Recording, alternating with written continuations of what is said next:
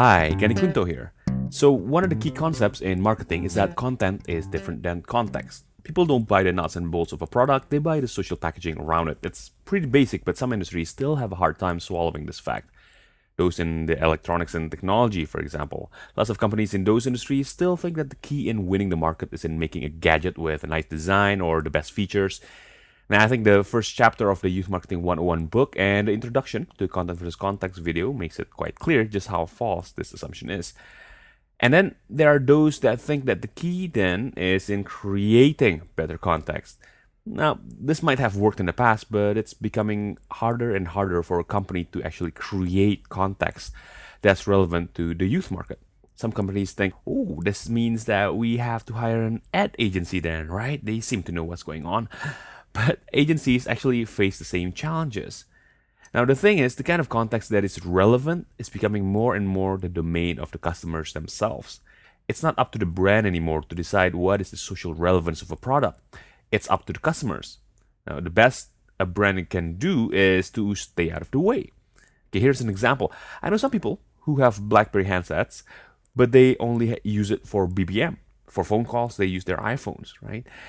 Other people, and I see this a lot in markets where BlackBerry is successful, have 2 or 3 BlackBerry handsets. It's quite normal to see a young woman in Jakarta, for example, to have a purse full of BlackBerries. She would have one to maintain her social circle, another for her family, and another for work. Now, iPhones and BlackBerries are handsets. No matter how many features they have, they're still handsets. That's looking at it from the content perspective, right?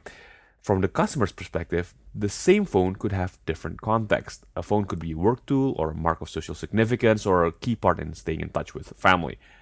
Content does not define context. An iPad, for example, it's a tablet, it's a device to read books. Sure, that's looking at it from the content side of things. To me, it's an essential tool in babysitting.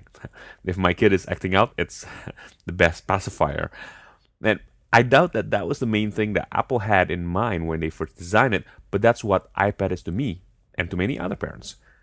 There are numerous other examples that can illustrate the difference between content, the context it was designed for, and the context it actually has. But the best way to truly understand it is by applying it to your own lives.